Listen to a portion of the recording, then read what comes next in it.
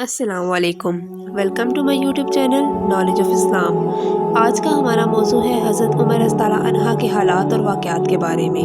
تو اس سے پہلے ہمارے چینل کو سبسکرائب کر کے بیل آئیکن کو دبا دیجیے تاکہ ہماری آنے والی ہر ویڈیو آپ تک پہنچ سکے، اور ہماری ویڈیو کو لائک اور شیئر ضرور کیجیے۔ چلیے چلتے ہیں اپنی ویڈیو کی طرف۔ حضرت ابو بکر صدیق رضی اللہ عنہ کے وصال کے بعد حضرت عمر فاروق رضی اللہ عنہ خلیفہ منتخب ہوئے۔ ان کا دور خلافت اسلامی فتوحات کا سنہری دور تھا۔ ان کے دور میں شام، مصر، عراق اور ایران کے کئی علاقے فتح ہوئے۔ انہوں نے اپنے عہد خلافت میں اسلامی حکومت کے حدود کو وسیع کیا۔ حضرت عمر فاروق رضی اللہ عنہ نے ایسا نظام ترتیب دیا جو آج تک پوری دنیا میں رائج ہے۔ انہوں نے سن ہجری کا آغاز کیا، جیل کا تصور دیا، موزنوں کی تنخواہیں مقرر کی، مسجدوں میں روشنی کا بندوبست کیا، پولیس کا محکمہ بنایا، دنیا میں پہلی بار دودھ پیتے بچوں، معذوروں، بیواؤں اور بے آسراؤں کے وظیفے مقرر کیے، فوجی چھاونیاں بنوائی اور فوج کا باقاعدہ محکمہ قائم کیا، اور بے انصافی کرنے والے ججوں کو سزا دینے کا سلسلہ بھی شروع کیا، اور دنیا میں پہلی بار بااختیار لوگوں کا احتساب بھی شروع کیا۔ حضرت عمر رضی اللہ عنہ فرماتے ہیں کہ جو حکمران عدل کرتے ہیں وہ راتوں کو بے خوف سوتے ہیں۔ ان کا فرمان تھا کہ قوم کا سردار قوم کا سچا خادم ہوتا ہے۔ ان کے دسترخوان پر کبھی دو سالن نہیں رکھے گے۔ وہ زمین پر سر کے نیچے اینٹ رکھ کر سو جاتے تھے۔ ان کے کرتے پر 14 پیوند تھے، اور ان پیوندوں میں ایک سرخ چمڑے کا پیوند بھی تھا۔ وہ موٹا اور کھردار کپڑا پہنتے تھے۔ انہیں نرم اور باریک کپڑے پسند نہیں تھے۔ 22 لاکھ مربع میل میں سلطنت پھیل گئی، اور حضرت عمر فاروق رضی اللہ عنہ کا وہی دستور، اللہ کے نبی کے زمانے والا، مہینے میں 1 دن گوشت کھانا ہے، چھنے ہوئے آٹے کی روٹی نہیں کھانی ہے، اور سخت لباس پہننا ہے۔ تو ایک دن صحابہ کرام آپس میں جمع ہوئے اور کہا کہ اب حضرت عمر رضی اللہ عنہ کو اپنا رویہ بدلنا چاہیے۔ کوئی خادم ہو، کوئی غلام ہو، کوئی لباس اچھا ہو، کوئی کھانا اچھا ہو۔ اچھا، اب کون بات کرے گا؟ حضرت علی رضی اللہ عنہ نے فرمایا، کوئی نہیں مانیں گے، ہم بات کرتے ہیں۔ کیوں نہیں مانتے؟ اچھا، کون بات کرے گا؟ تو سارے ڈر کے کہنے لگے، ہم تو نہیں کرتے، تو پھر کون کرے گا بات؟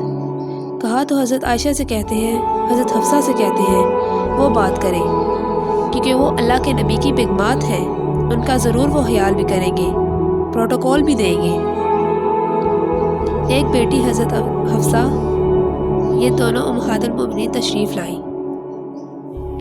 آپ اٹھ کے بیٹھ کے حضرت عائشہ رضی اللہ عنہ نے بات شروع کی، امیر المومنین، آپ سے ایک بات کرنی ہے۔ کہا، کہو، کیا؟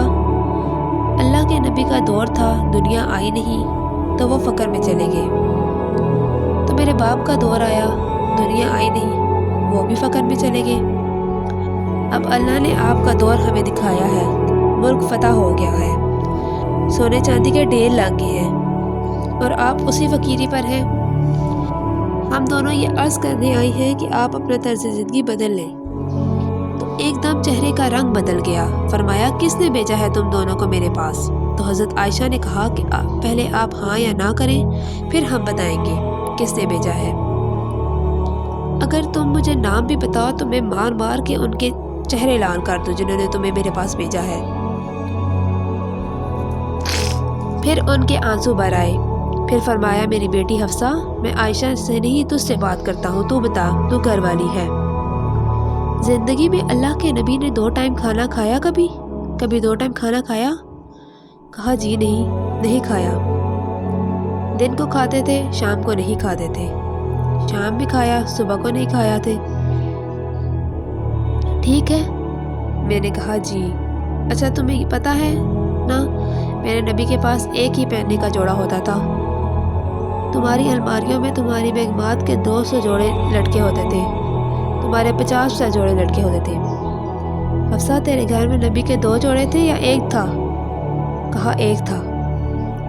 کہا، اسی کو خود دھوتے تھے؟ بیگم نہیں، نوکر نہیں، خود دھوتے تھے، سکھاتے تھے، پہن کے باہر آتے تھے۔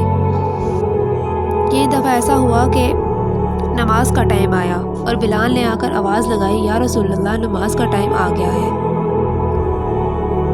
آپ صلی اللہ علیہ وسلم نے فرماتے تھے بلال ابھی میرے کپڑے خوش نہیں ہوئے، ابھی سوکھ جائیں گے، ابھی گیلے ہیں، میں آ جاتا ہوں۔ نماز لیٹ ہو جاتی تھی، کپڑے خوش نہیں ہوتے تھے۔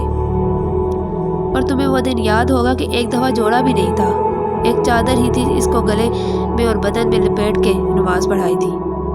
اور تمہیں وہ بھی یاد ہوگا کہ چادر بھی نہیں تھی، ایک انصاری عورت سے کپڑے ادھار مانگ کے جا کر نماز پڑھائی۔ تجھے یاد ہے حفصہ، میرے نبی نے کبھی ٹیک لگا کے کھانا نہیں کھایا، ہمیشہ ایسے چھپ کے کھانا کھایا کہ میں غلام ہوں،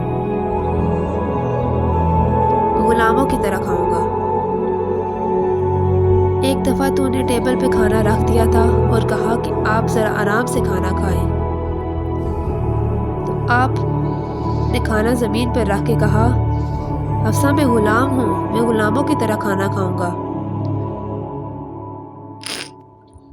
تجھے وہ بھی یاد ہوگا تیرے گھر میں میرے نبی کا بستر کیا تھا؟ بتا کیا؟ جی ایک ٹاٹ جو دن میں پھیلا دیتی تھی اور وہ رات کو دھو دیتی تھی۔ وہ رات یاد ہے جب تو نے اسی ٹاٹ کی ایک کی جگہ 2 تہہ لگائی تھی؟ تو صبح اللہ کے نبی نے پوچھا تھا حفصہ میرا بستر تبدیل کر دیا؟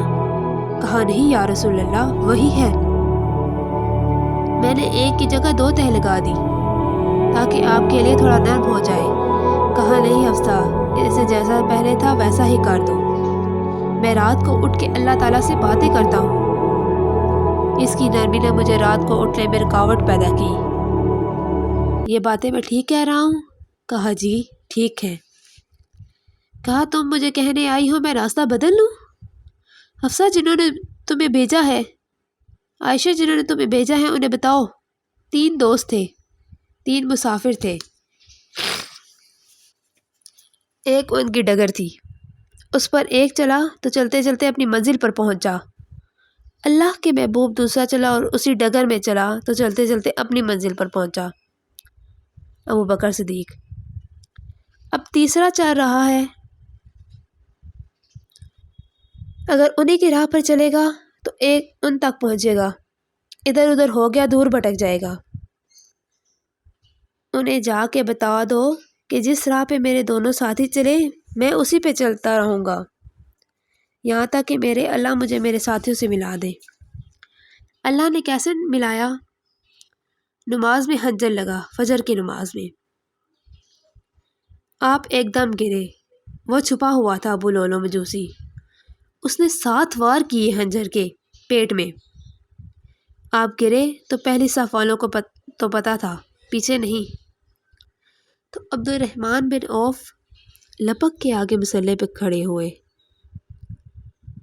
ہو کے نماز شروع کر دی اور چند آدمی اس کو پکڑنے کے لیے بھاگے۔ پھر اس نے آگے آ کے اپنے آپ کو حنجر مار کے خودکشی کر لی۔ اٹھا کر مکان میں لے کے دودھ پلایا گیا تو وہ آنکھوں سے باہر نکل گیا، کہنے لگے موت کا پیغام آ گیا ہے۔ تو اپنے بیٹے کو بلایا، کہا بیٹا جا کر اماں جان عائشہ سے کہو کہ عمر امیر المومنین نہ کہنا، اب میں امیر المومنین نہیں ہوں، عمر بن خطاب ہوں، اپنے دوستوں کے ساتھ قبر کی جگہ چاہتا ہوں، اگر مجھے اجازت مل جائے تو مجھے وہاں دفن کرنا، اگر اجازت نہ ملے تو مجھے عام قبرستان میں دفن کرنا۔ عبداللہ بن عمر تشریف لے گئے تو اماں عائشہ بیٹھی اور رو رہی تھی۔ کہا اماں جان میرا باپ عمر بن خطاب اجازت چاہتا ہے قبر کی اپنے دونوں ساتھیوں کے ساتھ۔ تو حضرت عائشہ رونے لگی، پہلے بھی رو رہی تھی۔ کہا عبداللہ یہ جگہ تو میں نے اپنے لیے رکھی ہوئی تھی کہ میں اپنے خاوند اور اپنے باپ کے ساتھ میں بھی ایک کونے میں سو جاؤں گی، لیکن اگر عمر کی خواہش ہے تو اس جگہ کا عمر مجھ سے زیادہ حقدار ہے۔ بیٹے نے آ کر کہا ابا جان مبارک ہو، اجازت مل گئی ہے۔ کہا بیٹا ہو گئی تو جب میری میت اٹھاؤ تو دروازے پر رکھ کے ایک بار دوبارہ پوچھنا، ہو سکتا ہے کہ میری شرع میں اجازت دی ہو اور مرنے کے بعد انکار فرما دے، تو ایک دفعہ دوبارہ پوچھنا، اس وقت اجازت ملے تو لے جانا ورنہ واپس لے آنا۔ حضرت علی اور حضرت حسن تشریف لائے جس دن انتقال ہو رہا ہے۔ تو گھبراہٹ دیکھی حضرت علی نے فرمایا عمر موت سے ڈر گئے ہو کیا؟ کہا نہیں موت سے نہیں ڈرا، موت کے بعد کیا ہوگا اس سے ڈر گیا ہوں۔ یہ کون کہہ رہا ہے؟ میرے بعد کوئی نبی ہوتا تو عمر ہوتا، یہ وہ کہہ رہا ہے۔ آپ نے کہا آج رات میں جنت میں گیا تھا، میں نے ایک بڑا خوبصورت محل دیکھا، سونے چاندی زیور یاقوت موتیوں کا۔ میں نے کہا یہ کس کا ہے؟ کہا یہ آپ کے غلام عمر بن خطاب کا ہے۔ کون کہہ رہا ہے موت کے بعد جو ہوگا اس سے ڈر رہا ہوں۔